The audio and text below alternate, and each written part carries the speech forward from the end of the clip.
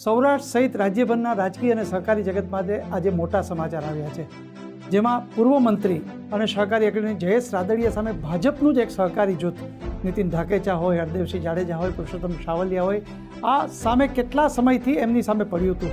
એટલું જ નહીં, રાજકોટ જિલ્લા બેંકમાં ભ્રષ્ટાચાર થાય તેવી ન્યાયિકીય લડત પણ તેઓ લડતા હતા અને હાઈકોર્ટ સુધી મામલો ગયો હતો. પરંતુ છેલ્લા 2-3 દિવસમાં જે બેઠકો થઈ એમાં સમાધાન થતાં આ જેને કહેવાય કે સહકારી ક્ષેત્રે જે બે જૂથ વચ્ચે સંઘર્ષ હતો એ ખતમ થયો છે. સૌરાષ્ટ્ર અને ગુજરાતના રાજકારણ માટે આ મોટા સમાચાર છે. જયેશ રાદડિયાને કહી શકાય કે સામે જે જૂથ હતું એ પછી ઢાકેચા હોય, હરદેવસિંહ હોય કે પુરુષોત્તમ સાવલિયા હોય, આ તમામ લોકો હવે જે કહી શકાય સાથે છે. હવે આ સમાધાન છે એ શરતી સમાધાન છે કે શરણાગતિ, એ અટકળો તો હજી પણ ચર્ચાને દોરમાં છે જ.